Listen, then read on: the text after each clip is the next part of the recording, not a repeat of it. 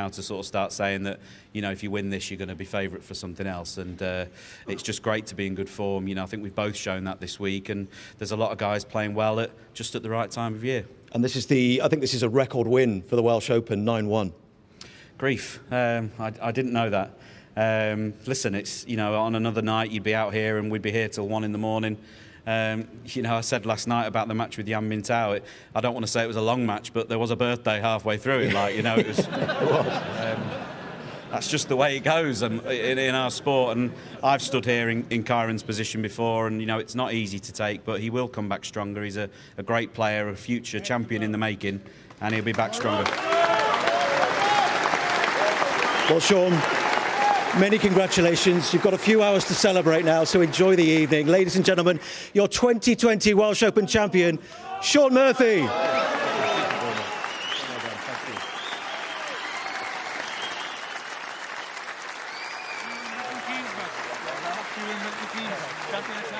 Ladies and gentlemen, please welcome your presentation party, World Snooker Tour Events Director Katie Oldfield and the 6-time champion of the world, Ray Reardon.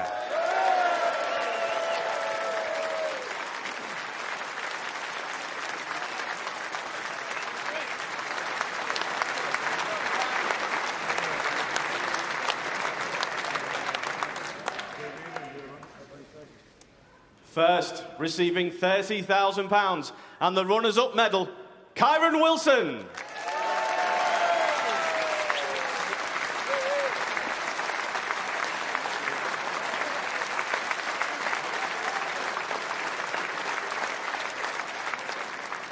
And now to the winner, receiving £70,000, the Ray Reardon Trophy, and the title, Manbetex Welsh Open Champion 2020, Shaun Murphy!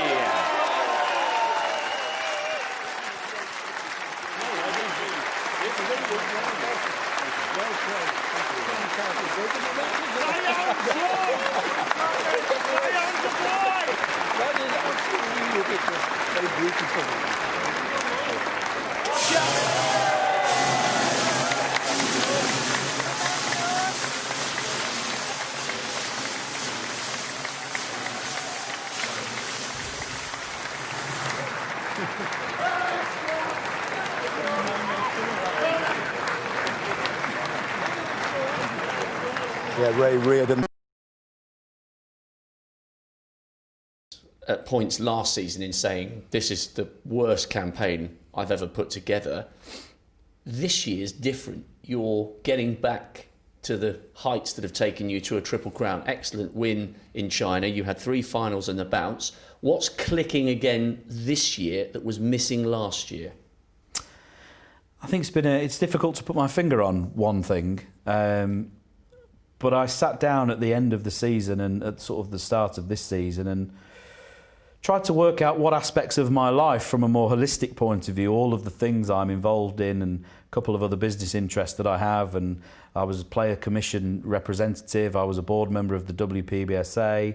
You know, I was only practicing 4 or 5 days a week, not on a Saturday. You look at all of these things and think, right, which of these things are helping me? Which of these things are potentially hindering me? What can I do? What can I do differently here? If I keep doing the same thing, I will keep getting the same result. And so I changed literally everything. I now practice more. I practice on weekends, which I've never have historically done. You know, the winning trophies. The trophies don't know that it's a Saturday, so I'm still going practicing. I'm very lucky to have a very supportive wife and a very, you know, someone who enables me to go to do these things. I resigned from the WPBSA board reluctantly, and I resigned from the Players Commission again reluctantly because I considered it a real honour and a privilege to represent this game and represent my other members and try to make this game better for them. And you kind of take a view on what's adding to your life and what isn't, what's a distraction and what isn't. And that's probably holistically the sort of way I've gone about it. It sounds to me as though you recognised you were being spread too thin. Because also, apart from all those commitments, you're trying to be a father and you're trying to be a husband. Yeah, very difficult. You know, and if you could give 100% of your life as I did as a young boy to snooker. I had no commitments, no responsibility. That's great. And as you get older, you amass these, ultimately they're things that distract you from that goal, but they're obviously much more important, having children, being married, relationships, all of those things, you know, trying to hold down. It's all very important, but it all just nips away at how much energy you can put into what's supposed to be one of the most important things in your life. And with some very strong words of sometimes quite confrontational, but you know, people who were trying to help me. Fergal O'Brien took me aside and gave me a real stern dressing down as a friend and said, this is wrong, this is wrong, this is wrong. Chris Henry back in my corner. We need to change this, we need to change that. You've slipped back on doing this. And then, you know, I've got my wife at home, you know, saying things like, you know, we believe in you. Let's come on, let's get, you know, let's go. Let's keep the positivity, keep trying to achieve. And I'm very, very fortunate to be in that position. I've got some excellent, great people around me. Because there were some very dark moments last year and in the previous season where I could have easily, if I'd had anything to walk away to, I would have walked away. So therefore, how satisfying was it to take your first ranking title in just over, what, 2.5 years, and in a decider against Mark Williams? That could, from what you're saying and the position you were in at the start of the season, that could turn out to be a highly significant victory when we look back on your career in many years' time when you've retired. I went back to my room and had a good cry. Really? Because it was there were some times last year and in the season before where I really considered my future as a potential winner of snooker tournaments. Yeah, I would have kept my tour card and I would have stayed on. But there's, you know, when you rock up to an event, some people are just looking for a paycheck, whereas some of us are looking for trophies. And there was a while there where I really had to look myself in the mirror and say, do you think you can do this anymore? Or have you become one of the many? And that was a very uncomfortable conversation to have. And I had it with other people. And their belief in me was probably what carried me through, because my belief in me had gone. My get up and go had gone up and gone. And their fire, their belief really kicked me up the backside. And I owe it all to those people I mentioned. He's the magician, Shaun Murphy! Absolutely thrilled to be in the Welsh Open 14 years after my first attempt at winning this great tournament. It would be an absolute thrill to lift that wonderful Ray Reardon trophy. I think, you know, we're all here, we're all trying to win, and I think if you can't get yourself up for a final of an event, you know, then you're definitely in the wrong job. I can't wait to get out there and play. I'm really excited to be in another final, and hope I win. To be here. Absolute snooker. A great pleasure indeed. Brilliant. Especially with two of my Welsh compatriots. Well, you've been talking, Fantastic. you've been chatting away through I'm that so little excited feature. because I didn't know they were here. More excited to see these two than you are to be sat down in the arena. Where's Mark? Where's Mark? We want Mark here now, and that'll be nice. Yeah, well, he went out early in the week, didn't he, Mark Williams? Yeah, that was quite a surprise. Yeah. Really. What have you made of it? Of what? The tournament so far. Oh, fantastic. Lovely. Yeah. Well attended. Standards are very high. I think the standards are growing up, actually, yeah. Do you think standards are going up each year? In parts, you know, yes. Sometimes they have a bit of a poor run and then things go amiss, if you like, and they start hitting the balls instead of stroking it. Pressure comes in from the tournament itself and television and the people. But the game itself will get to you in the end, in any case.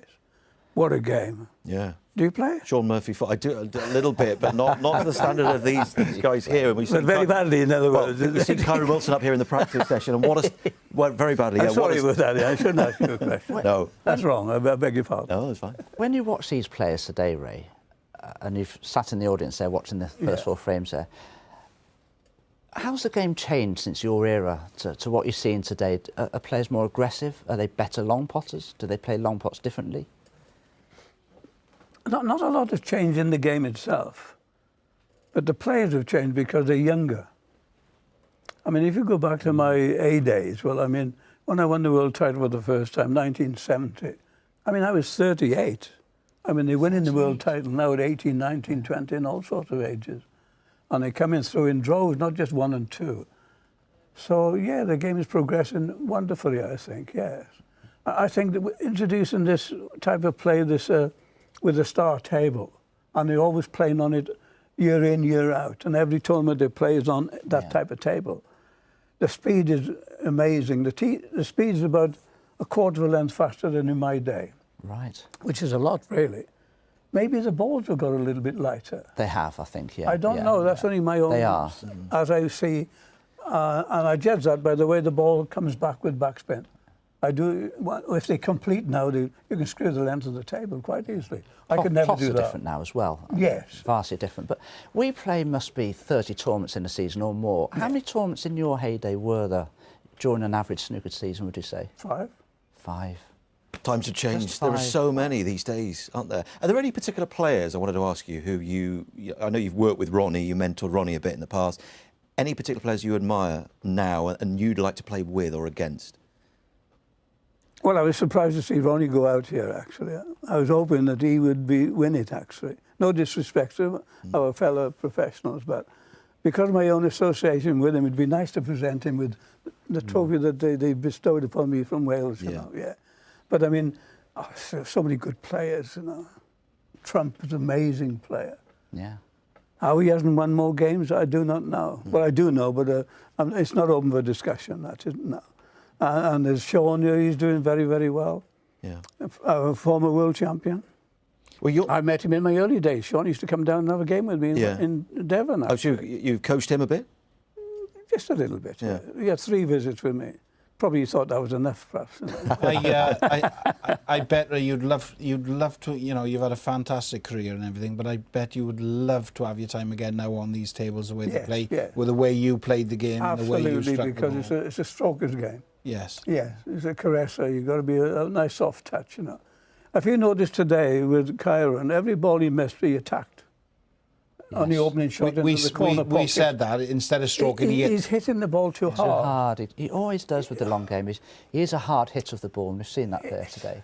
When you bring a hit into your action, your cue ball hits the ball fatter than you normally would judge it to hit, you know. So it pushes into it, in other words. You'd have to allow a fraction off to allow for that push into the ball. That's very difficult to do. Look, I never lost sitting down. It's easy to comment sitting here and everywhere in the auditorium, but yes, it's a very difficult game, made to look easy by the standard of play. You are looking very well, Ray. It's lovely to see you, and we look forward to seeing you presenting that Ray Reardon Trophy to the winner this evening. I'm all right from the neck up.